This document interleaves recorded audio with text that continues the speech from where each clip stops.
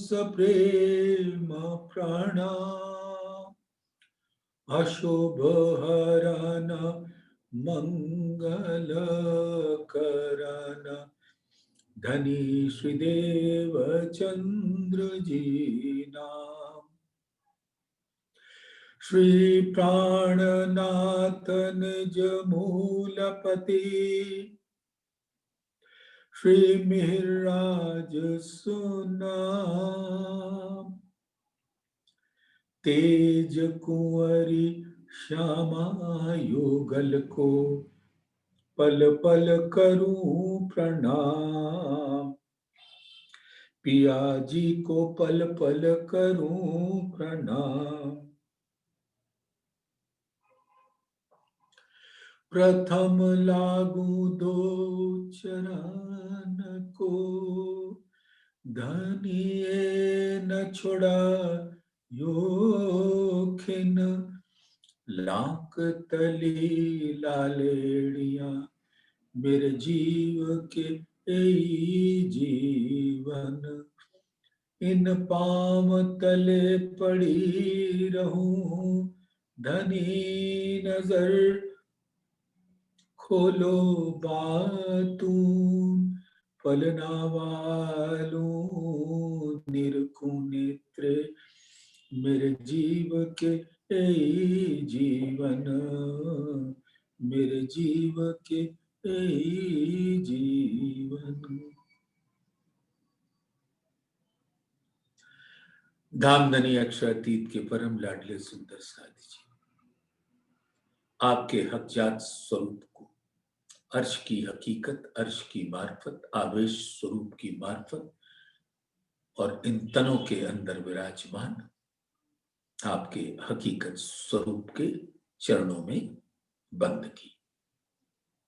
प्रणाम जी सुंदर साथ, प्रणाम जी। धामधनी अक्षरातीत की अद्भुत महर इस संसार, नश्वर संसार, झूठा संसार, एक बुलबुले के माफक संसार, जैसे एक स्वप्न में एक मंडल खड़ा होता है और नींद खुली मंडल समाप्त हो जाता है, ऐसे मिटने वाले संसार में, झूठ असत्य का संसार, जड़ता से परिपूर्ण संसार, दुखमयी संसार में धामधनी ने अपनी अद्भुत कृपा से हम सबको अपने सत्य चिद आनंद, सच्चिदानंद स्वरूप की पहचान कराई। अपने नूर जमाल के स्वरूप की पहचान कराई, नूर जलाल के स्वरूप की पहचान कराई। नूर जमाल के लीलाओं में हमें इस संसार में आने के बाद भी अपने इल्म से गर्क किया। इस संसार में जहां ना कोई नूर जमाल के बारे में जानता है, ना अक्षरातीत के बारे में जानता है, ना परब्रह्म के स्वरूप को जानता है, ना उनकी कोई पहचान है, नाम धाम लीला स्वरूप रूप कुछ भी पता नहीं है। बड़े बड़े ज्ञानी आए और चले गए और किसी ने भी उनकी थाह नहीं पाई। ब्रह्मा विष्णु महेश जो इस संसार के बहुत ही महान व्यक्तित्व वाले देवता हैं, ब्रह्मा मानो सृजन करते हैं, विष्णु जी पालन करते हैं, शिव जी संहार करते हैं, ऐसे अद्भुत शक्तियों के मालिक ढूंढते रह जाते हैं उस पर ब्रह्म के मूल स्वरूप को। हां, ये ब्रह्मा विष्णु महेश के जो मूल स्वरूप हैं, वो सबलिक के स्थूल में विराजते हैं। अक्षर की पंच वासनाएं,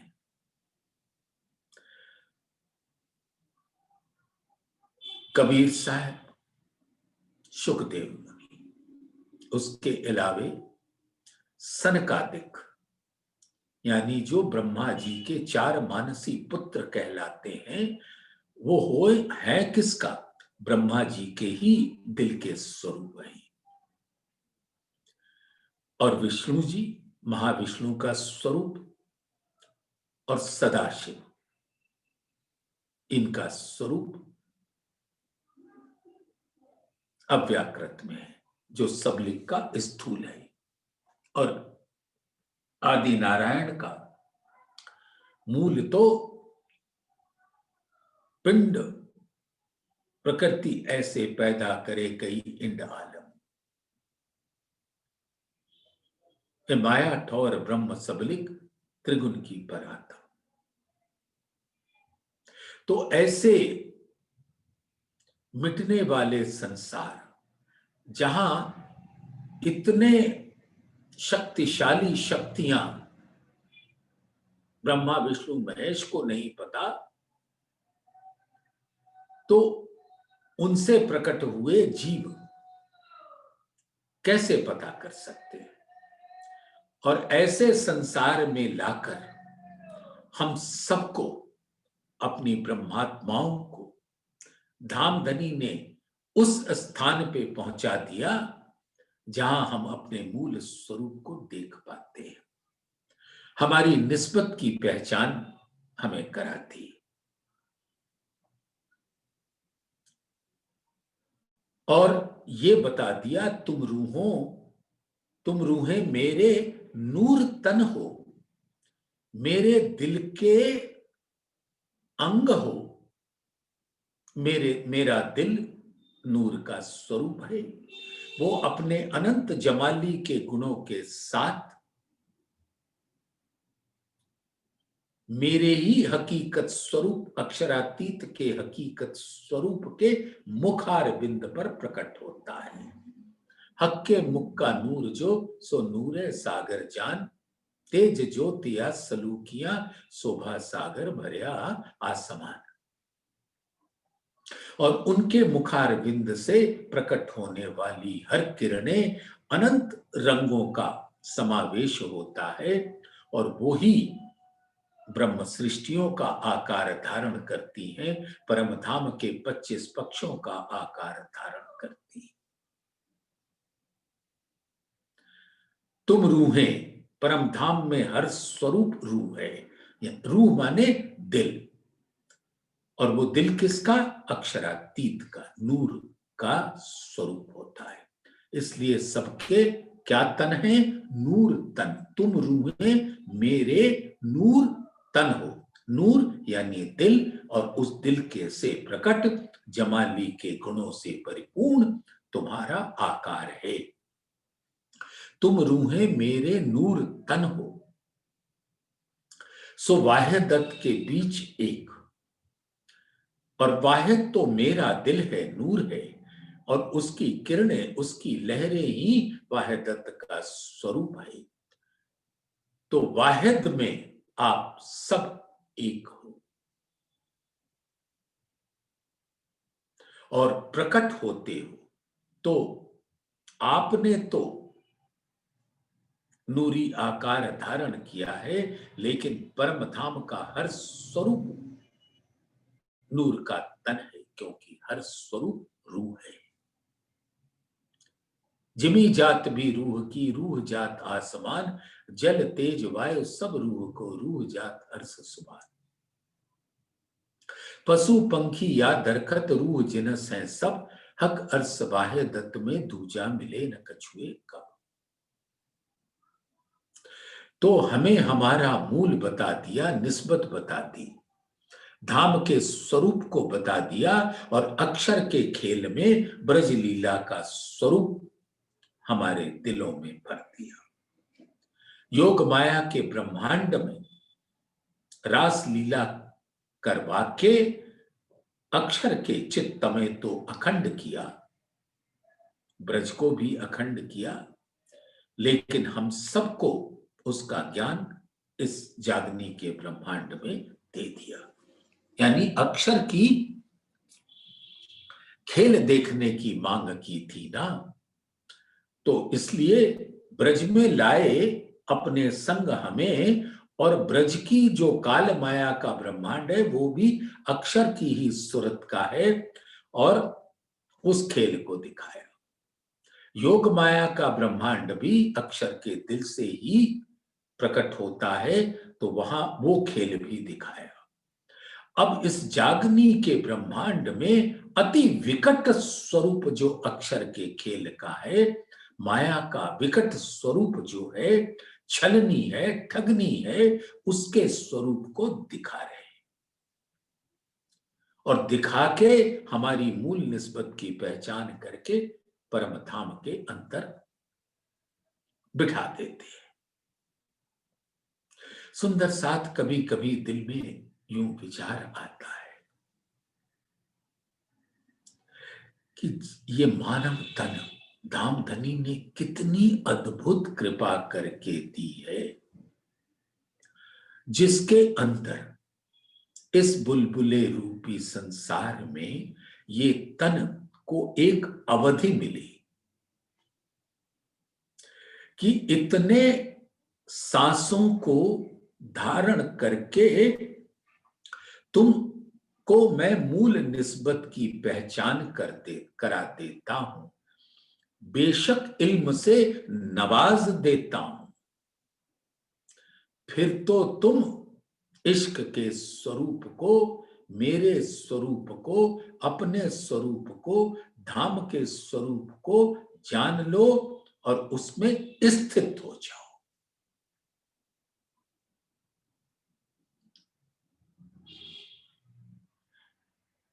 तो कभी कभी ऐसा विचार आता है कि सुंदर साथ, हम बातें तो बहुत करते हैं, जब कभी सुंदर साथ से मिलते हैं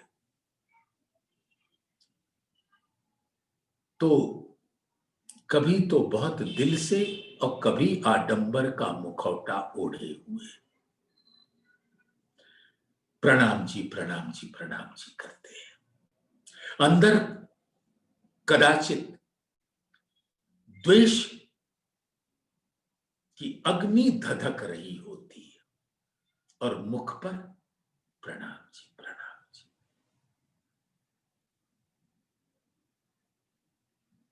इस पर भी आपत्ति कर देते हैं कि प्रणाम जी क्यों कहते हैं, सिर्फ प्रणाम कहिए। तो ऐसी अग्नि जो जलती है, उस अग्नि से बचना है, अपने आप को बचाना है, अपने आप को। और इस तन को रहते रहते जागृति की अवस्था प्राप्त कर लेनी है, और धाम धनी के चरणों में जो बेशक इल्म दे दिया, पहुंचना है। अगर ना पहुंचे, ये विचार करता हूं मैं, हो सकता है आप भी करते हो। विचारो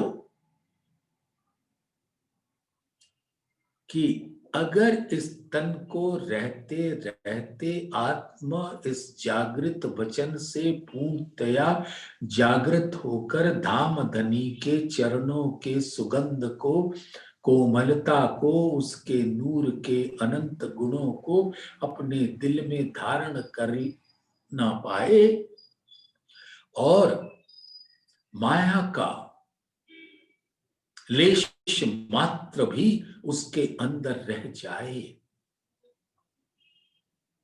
तो फिर इस आत्मा को दूसरा तन धारण करना पड़ेगा, फिर माया की व्याधियों से गुजरना पड़ेगा।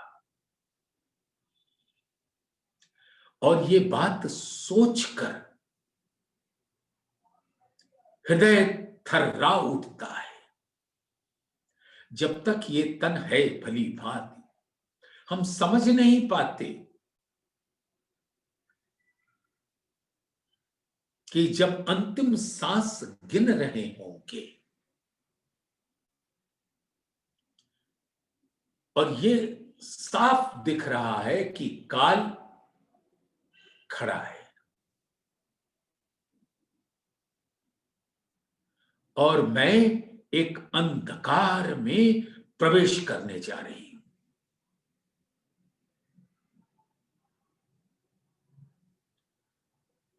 मानो एक काल सर्प खड़ा है अपने मुख में हमें लीलने के लिए।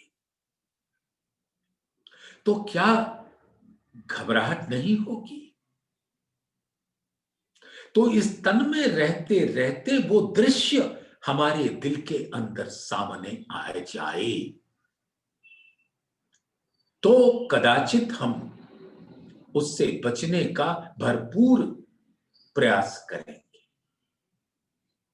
लेकिन हम हैं, अपनी मैं से मारे जाते हैं और वो अंत समय हमें दिखता नहीं। तो सभी सुंदर साथ के चरणों में निवेदन है और अपने आप को भी मैं निवेदन कर रहा हूं।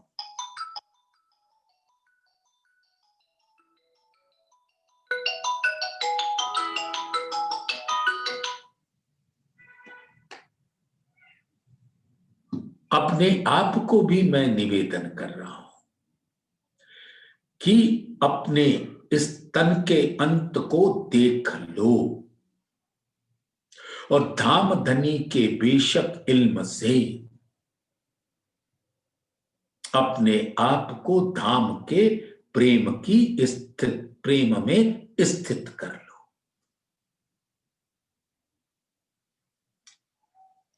हके पहुंचाई इन मजलें और दोष हक को देवत। इन मंजिले माने उस जागनी के पथ पर खड़ा कर दिया बेशक इल्म से, जहां खड़े होकर हम अपने प्राण प्रीतम के स्वरूप को देखकर हम प्रेम में गर्क हो सकते हैं, लेकिन कहीं न कहीं हमारे प्रयासों में कमी रह जाती है। हम माया के छलनी ठगनी स्वरूप को भली भांति पहचान नहीं पाते, उससे बचने का कोई प्रयास भी नहीं करते।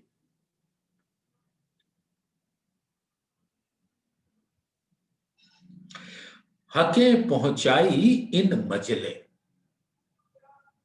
उस रास्ते पर खड़ा कर दिया जहां मैं यानी मेरी आत्मा धाम धनी के प्रेम में गर्क होकर आनंद में झीलती रहे। और हम ने कुछ नहीं किया, ये सब तो धाम धनी की मेहर से इल्म आया। धाम धनी के हुक्म से वो इल्म हमें समझा भी रहा है, लेकिन हम ही अपने आप को पीछे हटा रहे हैं और दोष किसको दे रहे हैं? धाम के धनी को। हके पहुंचाई इन मजलें और दोष हक को देवत, यही मैं मारी चाहिए जो बीच करे हरकत। ये जो मैं है कि मैं परम धाम की आत्मा हूं, मेरा काम तो हो गया, तो ये सिर्फ कौल में, ना उसके अनुरूप फैल हुआ, ना दिल में धाम धनी बसे यानी रहनी हुई।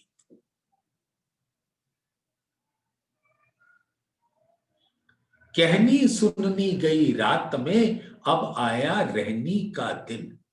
बिन रहनी कहनी कछुए नहीं, यो जाहिर बका अरस्तन।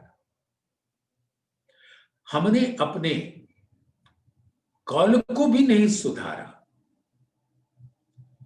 तो फैल तो दूर की बात, और फैल आता आत्म का तो दिल के अंदर कौन बसता, आत्मा का मूल स्वरूप जिसके अंदर धाम धनी विराजते, जो इश्क के सागर हैं, और ऐसे स्वरूप से मेरी आत्मा की निस्बत है। तो ये जो जीव का स्वरूप है वो माया का स्वरूप है, वही माया की मैं है, जिसके ऊपर आत्मा विराजमान होकर उसका हाल यूं हुआ सुंदर साथ। माया तो अपनी चाल चलेगी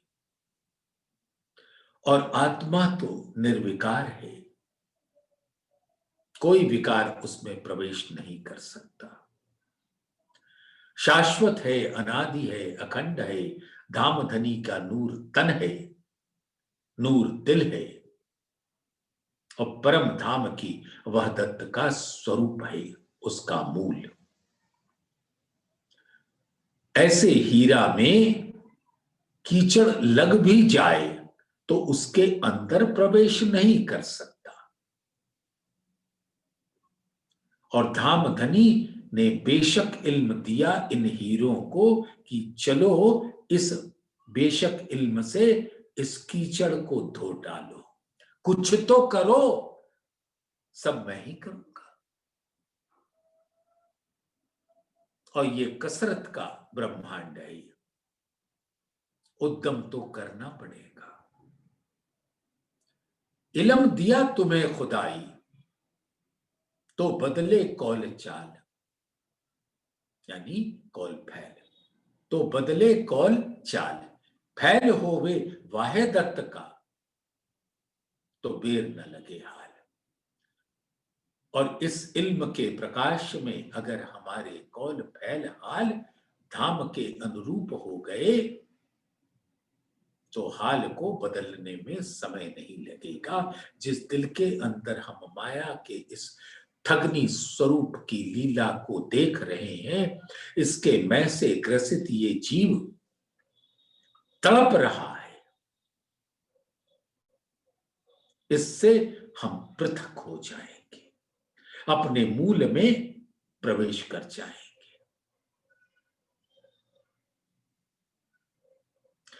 तो यही मैं मारी चाहिए, यानी इस जीव के स्वरूप, इस शरीर के स्वरूप की इच्छाएं। शरीर बड़े काम की चीज है, जैसा अभी आपने सुना। शरीर है तो हम वाणी पढ़ पाते हैं, वाणी का रस ग्रहण कर पाते हैं, चितवन कर पाते हैं, अपने दिल के अंदर सुंदर साथ के प्रति प्रेम उपजा सकते हैं। अगर तन ही न रहा तो ये बेशक इल्म लेगा कौन। तो ये तन एक बहुत ही करिश्मा की चीज है जो धाम धनी ने हमको एक अवधि के लिए ये बख्शा है कि मैं तुमको इस तन को दे रहा हूं, इसको भी निर्विकार रखना, इसके आचार विचार को शुद्ध रखना, इसके आहार को शुद्ध रखना, तब ये तन तुम्हारी पूरी सहायता करेगा अपने मूल स्वरूप को जानने में, मेरे स्वरूप को जानने में, अपने धाम के स्वरूप में आपको स्थित करने में। और तभी मेरी मैं को आप अपने अंदर देख पाओगे, यानी हक की मैं। हक की मैं अनादिकाल से आत्म के अंदर रहती है और जीव के अंदर आद अनाद से माया की मैं रहती है। तो जब तक आत्म की नजर माया की मैं पर है, माया के जीव के स्वरूप पर है, तब तक ये तन उसके अधीन हो जाता है। तो यही मैं मारी चाहिए। तो धामधनी के बेशक इल्म से ये माया की मैं समाप्त होकर हक की मैं का दीदार कर सकते, और ये माया की मैं ही दोष देवे हक को। कई सुंदर साथ हम नहीं जानते। हो सकता है कि हम धामधनी से शिकायत करते हैं कि धनी आपने ये नहीं किया, धनी हमने तो बहुत वाणी पढ़ी, धनी हमने तो बहुत जियारत की, न जाने कितनी बार पन्ना जी गए, जामनगर गए, सूरत गए, लेकिन आपने अपने स्वरूप को तो दिखाया ही नहीं। अपने अंदर कमी ना ढूंढेंगे, माया के मैं जो हमारे अंदर एक अग्नि जला रही है। जैसे सुंदर साथ आप तो जानते हो, अब तो नहीं होता, पुराने जमाने में जब लकड़ी को जलाया जाता है चूल्हे के अंदर कुछ पकाने के वास्ते,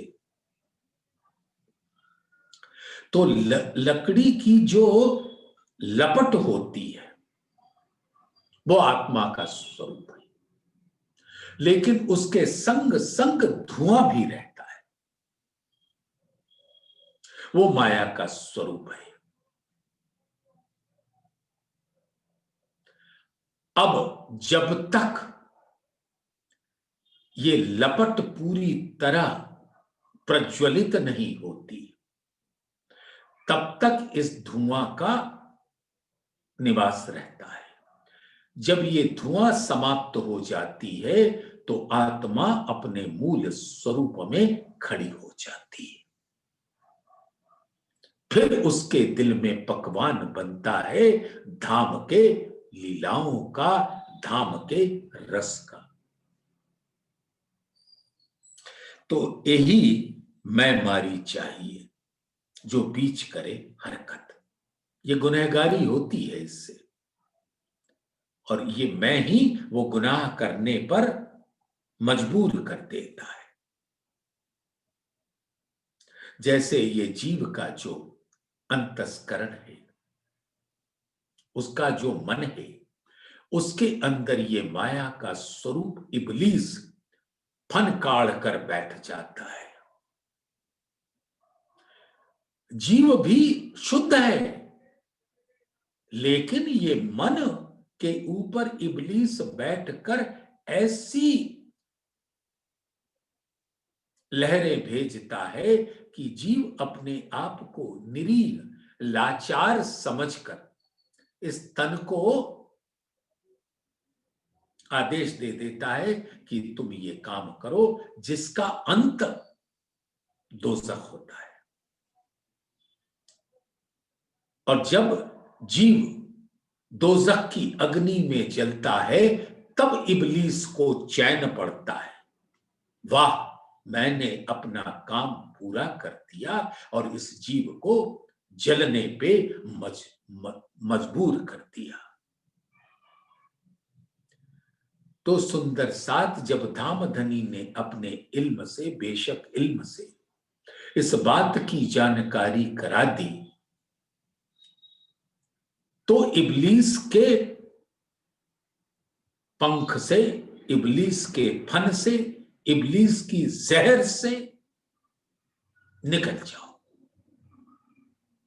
और वही जहर ये माया की मैं है।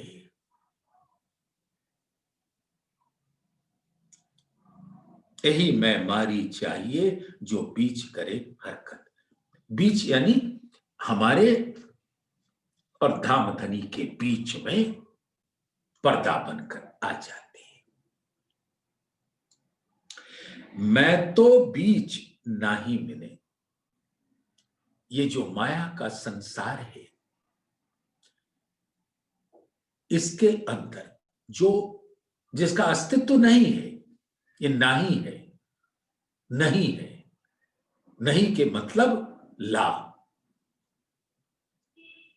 अभी दिखता है फिर नहीं होता है। तो ये जो माया की मैं है, वो इस माया के जीवों पर विराजती है। मैं तो बीच नाही मिने, इस नाही के स्वरूप जीव के अंदर विराजती है। सो हक को पहुंचत नाहे, तो जैसे अभी हीरे का आपको उदाहरण दिया कि हीरा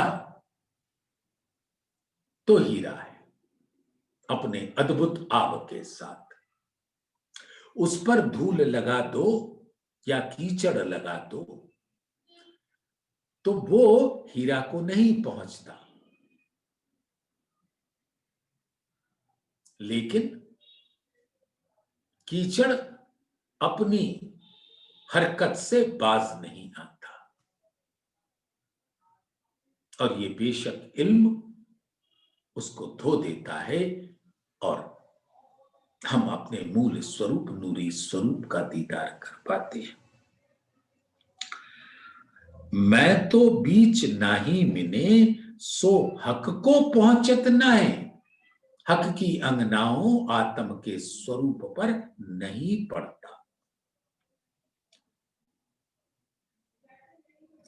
सो बीच दिल के बैठ के, गुनाह देत रूह के ताए। तो ये जो माया का जो मैं है, वो जीव के दिल पर बैठकर, क्योंकि आत्म तो दृष्टा होकर जीव भी दृष्टा है, लेकिन जीव के अनुसार जीव काम करता है इब्लीस के हुक्म पे, और उसका काम ही है उसको भटकाना। सो बीच दिल के बैठ के जीव के दिल में बैठ जाती है ये माया की मैं, गुनाह देत रूह के ताए। तो ये जो गुनाह करता है इब्लीस, दोष देता है, करवाता है जीव के द्वारा, और ऐसा प्रतीत होता है कि आत्म उसके अंदर मानो उससे संयुक्त हो गई, लेकिन आत्म का स्वरूप तो मूल से ही निर्विकार है, सत्य है, परम सत्य है, नूरी है। उस पर क्या छींटा लगेगा? कुछ नहीं। मैं करत मरत नहीं।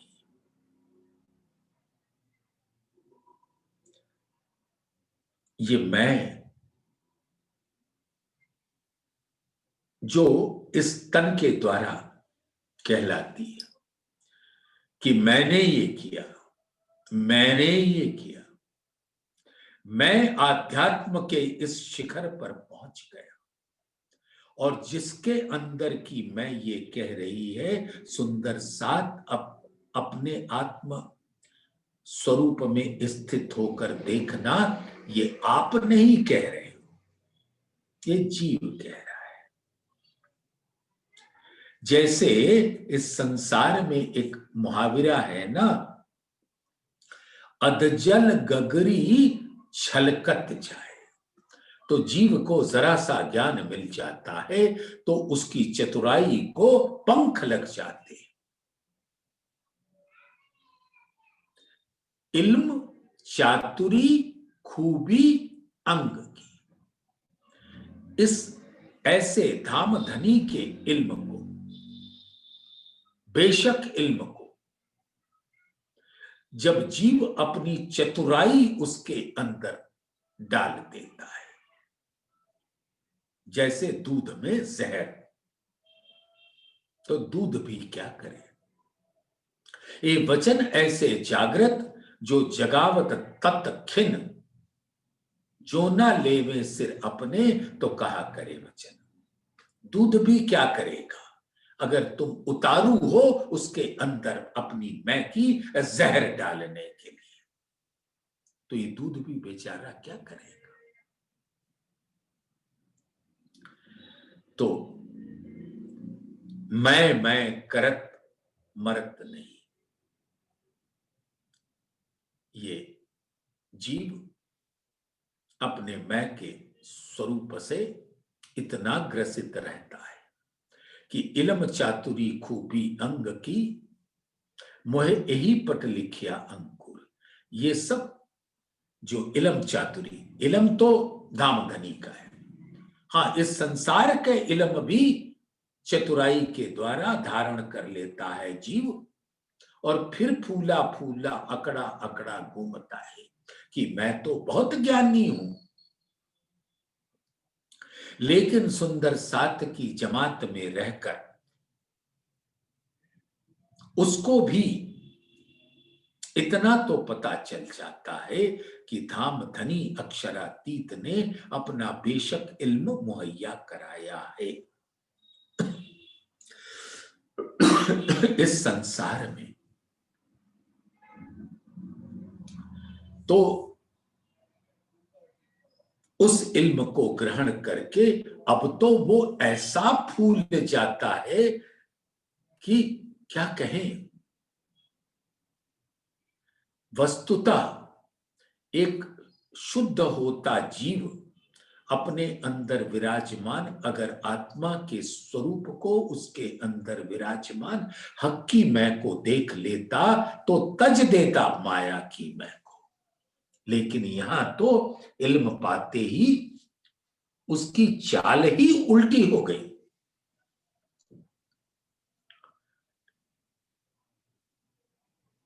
प्यादे ते फर्जी भयो टेढ़ो टेढ़ो जाए।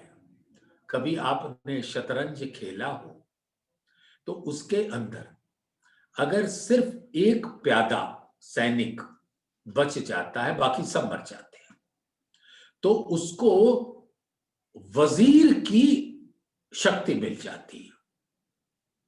और फिर वजीर तो घोड़े की चाल भी चल सकता है, हाथी की भी चाल चल सकता है, ऊंट की भी चाल चल सकता है। तो प्यादा को भी वो शक्ति मिल जाती है कि तुम चलो।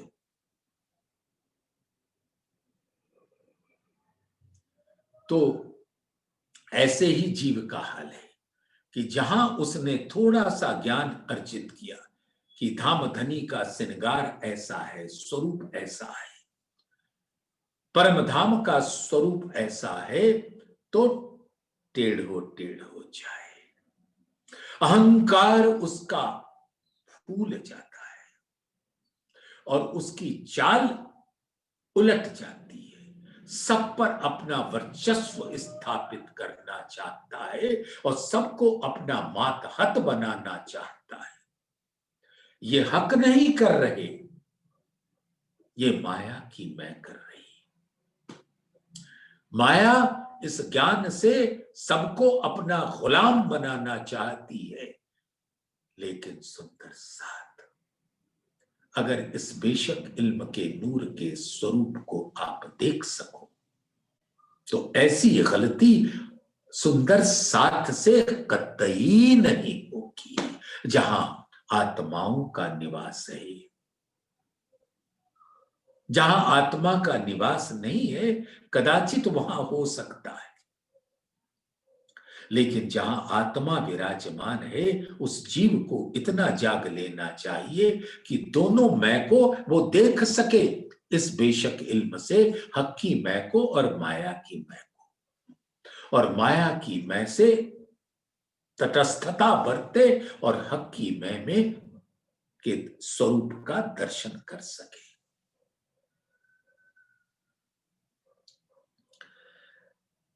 तो इलम चातुरी खूबी अंग की खूबी यानी उसके मस्तिष्क की, सपने की बुद्धि जहां रहती है, जहां इब्लीस का साम्राज्य चलता है। ये मन भी तो जीव का अंतस्करण का अंग ही तो है, जहां इब्लीस बैठता है भटकाने के वास्ते। तो इलम चातुरी खूबी अंग की, मोहे यही पट लिखिया अंकुर। महामती जी आत्माओं को सावचेत कर रही हैं कि ये माया की मैं आपकी आत्मा के सामने पर्दा बनकर खड़ा है, अपने अंदर विराजे हक की मैं को देखने नहीं दे रहा है। यही न देवे देखने मेरे दुल्हे के मुख का नूर। ये है हक की मैं और माया की मैं का स्वरूप। एक ही इल्म आया, लेकिन और वो शुद्ध है, नूरी है, नूर तारतम है कि जिसके उजाले में आत्म पर आत्म को देख सकती है, अपने मूल को देख सकती है, लेकिन ये माया की मैं पर्दा बनकर खड़ी हो जाती है, देखने नहीं देती। लेकिन धामधनी कहते हैं कि प्रयास करो, ज्यो ज्यो होवे अर्स नजीक, खेल त्यों त्यों होवे दूर।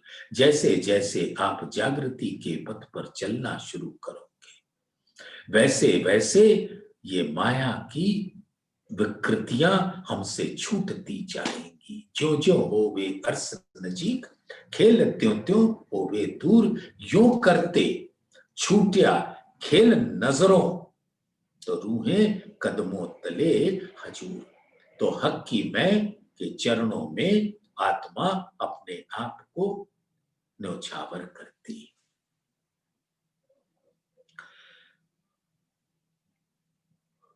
मैं करत मरत नहीं और हक को लगावे दोष। ये जीव की प्रवृत्ति है, जीव की हरकत है। आत्मा इससे सर्वदा न्यारी है, पृथक है, तटस्थ है, कूटस्थ है।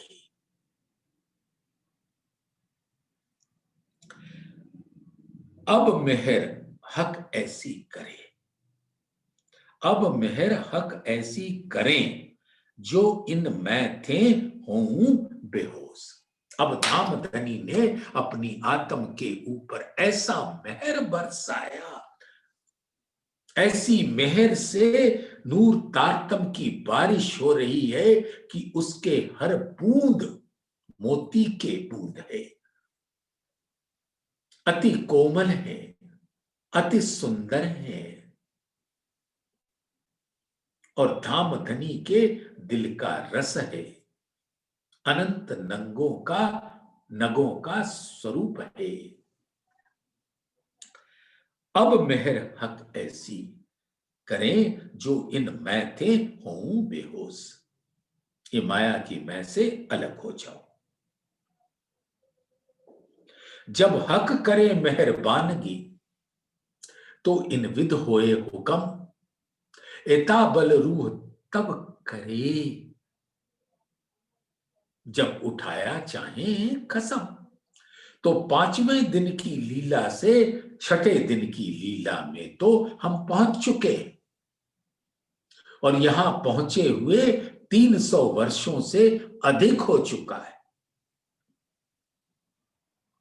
तो अब तो हम उस दहलीज पर खड़े हैं कि बस जोर लगाओ और 7वें दिन में उठ खड़े हो धामधनी के चरणों में, परम धाम में।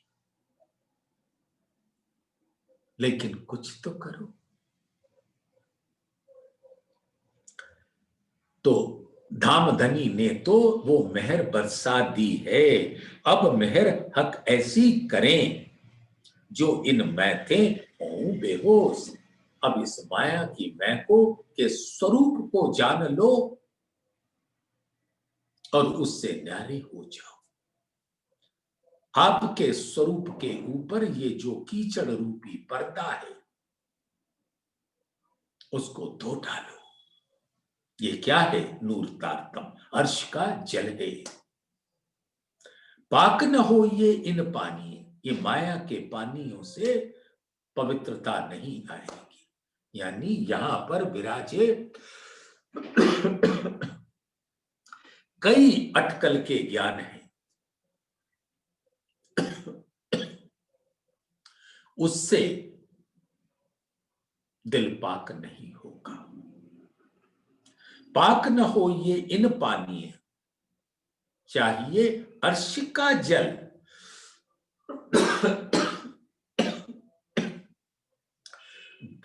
अर्श का जल यानी नूर तारतम, और वो जल ऐसा है कि उसको पाक करने में, आत्मा के दिल को पाक करने में एक क्षण नहीं लगेगा।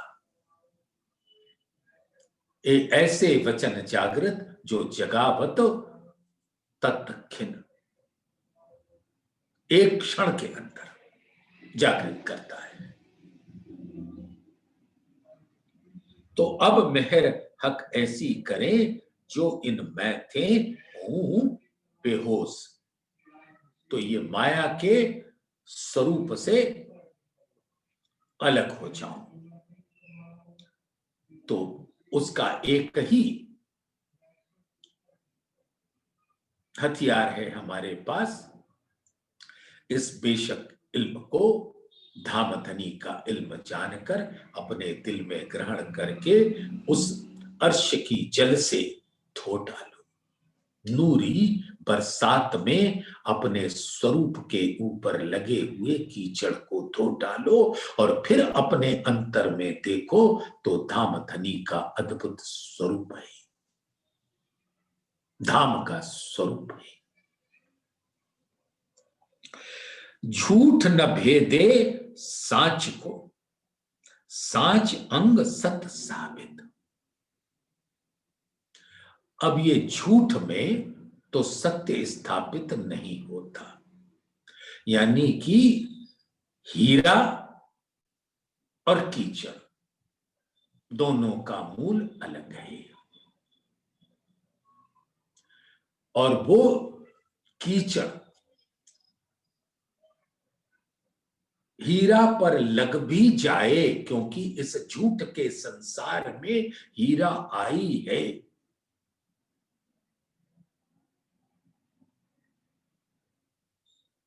काजल की कोठरी में काजल तो लग जाता है, लेकिन उसको स्वच्छ किया जा सकता है धामधनी के इल्म से। तो झूठ न भेदे साच को, झूठ का प्रवेश कभी सत्य स्वरूप के अंदर नहीं हो सकता, यानी जीव कभी माया आत्म स्वरूप में प्रवेश नहीं कर सकती। और माया की मैं हक के मैं के समक्ष थरथराएगी, कांपेगी, खड़ी नहीं हो सकती। जब हमारी आत्मा के अंदर हक की मैं होगी खड़ी, तो ये इब्लीस का स्वरूप कांपता होगा, दुहाई मांग रहा होगा कि ओ नूर जमाल, सबके मालिक, सबके साहिब, मुझको भी पाक करो।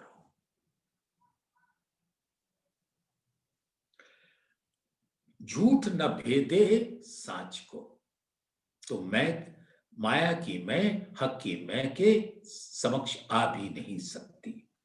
साच अंग सत साबित,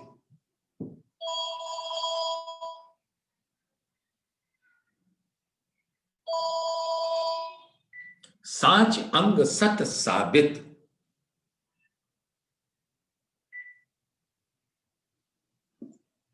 बाहर उपली अंधेर देखाए के होए जात असत। तो सत्य सत्य है, झूठ झूठ है। ना सत्य असत्य में मिल सकता है, ना असत्य सत्य को पा सकता है। तो झूठ न भेदे साँच को, साँच अंग सत साबित। और जो आत्मा सत्य का स्वरूप है, धाम धनी का नूर तन है, धाम धनी का दिल ही वाहिदत के रूप में परम धाम में है, जिसके उस दिल में और इस दिल में यहां आए हुए अक्सी स्वरूपों में सिफत ऐसी कही मोमिनो, जाके अक्स का दिल अर्स। मोमिन परम धाम की परात्म का स्वरूप, और उसके अक्स स्वरूप क्या है? आत्म। और उस मोमिनों की महिमा का क्या बयान किया जाए? सिफत ऐसी कही मोमिनो, जाके अक्स का दिल अर्स। तो आत्मा के दिल में कौन विराजते? धाम धनी। उनके चरण कमल आए और वो उस आत्मा का दिल अर्श होता है, और ये मूल से ही है। सिफत ऐसी कही मोमिनो, जाके अक्स का दिल अर्श। हक सुपने में भी संग कहे, ऐसे झूठे संसार के अंदर भी धाम धनी अपनी रूहों को छोड़ नहीं सकते, उनके संग ही रहते हैं। हक सुपने में भी संग कहें, इनविद रूहें अरस परस। इस प्रकार से रूहें धाम धनी से अरस परस होती है।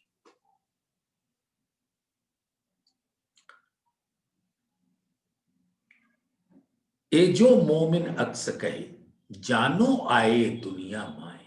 उनको इस स्वप्न में प्रतीत होता है कि वो इस संसार में आए। ए जो मोमिन अक्स कहे, जानो आए दुनिया माए। हक अर्स कर बैठे दिल को, जुदे इत भी छोड़े नाहे।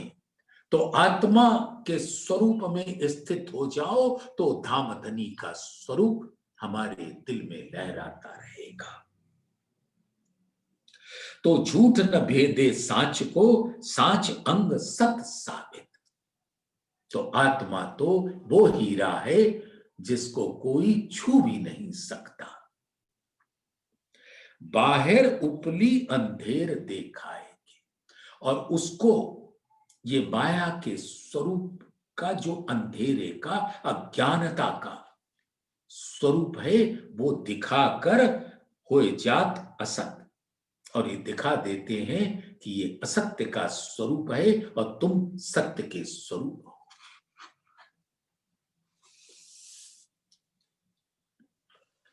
ये जो फना सब झूठ है, ये मिटने वाला संसार असत्य का संसार है, जो ऊपर से देखाया। तो आत्मा को दृष्टा होकर ये दिखाया है। आत्मा कभी उससे मिल नहीं सकती। सुंदर साथ एक उदाहरण दे देता हूं, कदाचित आपको उसका आभास होगा। एक पारा, जिसका केमिकल नाम है HG, वो भी द्रव्य जैसा लगता है। उसको पानी में डाल दो, ना पारा पानी से मिलेगा, ना पारा और ना पानी उस पारे को भेद सकेगा। पानी गिरा दो, पारा पारा के जैसे। यानी मैं माया की मैं मिटा दो, तो आत्म की अंदर हक की मैं। ये जो फना सब झूठ है, ये फना माने मिटने वाला संसार, ये सब असत्य का स्वरूप है, झूठा है। इसका कोई अस्तित्व नहीं है, जो ऊपर से देखाया। तो धाम धनी ने इस तन के ऊपर बिठाकर, दृष्टा बनाकर, इस माया के मैं की छलमयी ठगनी की लीला दिखाती। और वो भी अपने हुक्म से। ए माया छे अति बलवंती, उपनी छे मूल धनी थकी। सो क्यों भेदे हक को, जो नाही असत माया। जो नाही का स्वरूप है, असत्य का स्वरूप है, ये माया का जो स्वरूप है, वो हक को भेद नहीं सकती, हक के अंदर प्रवेश नहीं कर सकती। तो कभी भी आत्म का स्वरूप माया के स्वरूप से मिल नहीं सकती। जैसे दूध के अंदर जल होता है,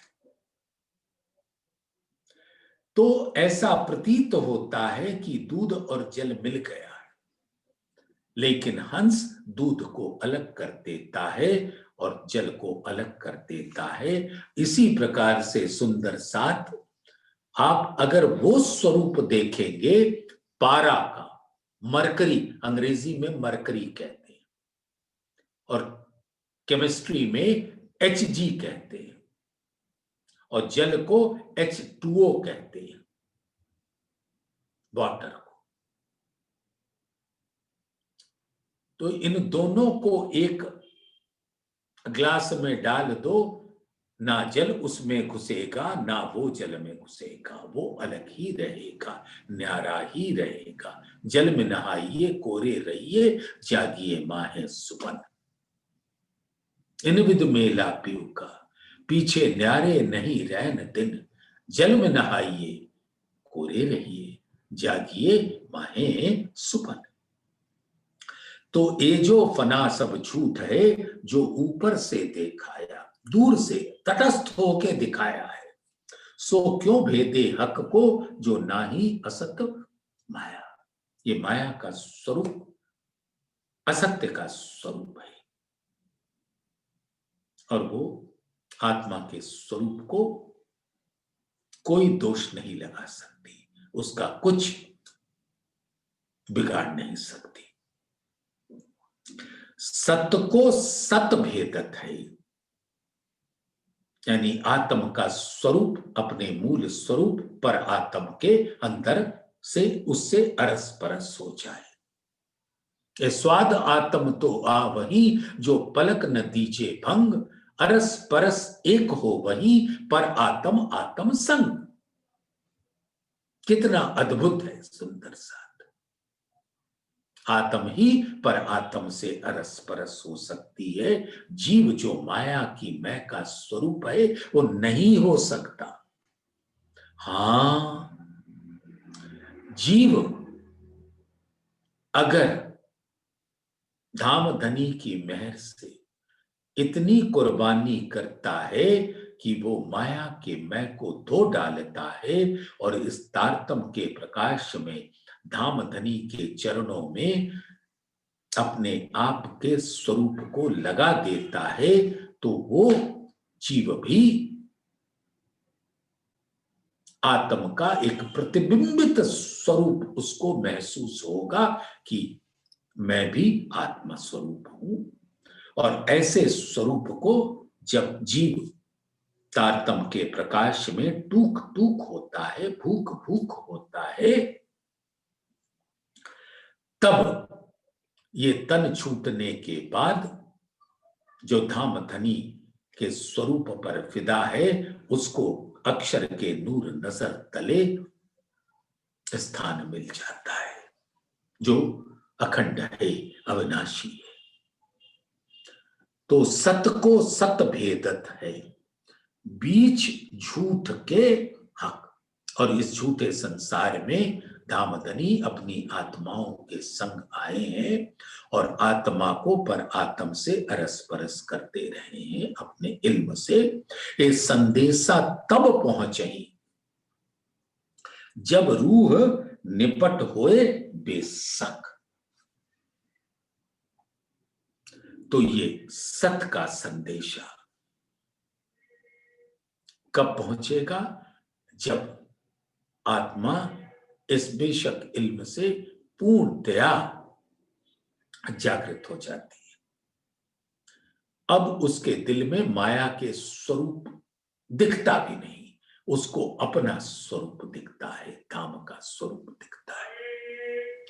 तो ये संदेशा तब पहुंचे जब एक ठौर पांचों भय, तब तुम्हारा इत का सत संदेशा, हक को क्यों ना पहुंचे माहे बका। ये पांचों क्या है? कौल फैल हाल, जैसा पहले ही वर्णन किया कि जब ये कौल फैल हाल इल्म खुदाई से आत्मा के पर आत्म के कौल फैल हाल के अनुरूप हो जाएंगे, और वजूद कौल फैल हाल वजूद निस्बत, तो रूहें उतरी अपने तन से और कहिया उतरे अर्श से, तन दिल अर्श एक किए हके कदम धरे दिल में। तो अब ये तन भी पाक स्वरूप हो जाता है, साफ हो जाता है। माया की विकृतियां विकार उसको छू नहीं पाते, घेर नहीं पाते। तो ये संदेशा तब पहुंचे ही जब रूह निपट होए बेशक, जब उसको कौल फैल हाल अपना ये वजूद और निस्बत की पहचान हो जाती है, यानी अपने मूल की पहचान हो जाती है, तब आत्म की संदेशा धामधनी तक पहुंच जाती है। सत को सत भेदत है, तो सत्य एक सत्य आत्म का स्वरूप, एक सत्य पर आत्मा का स्वरूप। सत्य को सत्य भेदत है, बीच झूठ के हक, और इस झूठ में हक आकर सत्य के स्वरूप आत्माओं को अपना मूल सत्य परम सत्य का दीदार करा देते हैं। और ये आत्मा के दिल में जो भाव आता है, तो वो ये संदेशा तब पहुंचे ही जब रूह निपट होए बेशक, निपट होए यानी निपट ले, इस माया के स्वरूप से पृथक हो जाए, न्यारी हो जाए, इस बेशक इल्म से हर प्रकार की शंका से दूर हो जाए। तो आज इसी 25 नंबर की चौपाई पर धामधनी के आदेश से विराम लेते हैं। बोलिए श्री प्राणनाथ प्यारे की जय, धाम के धनी की जय, सर्व सुंदर की जय।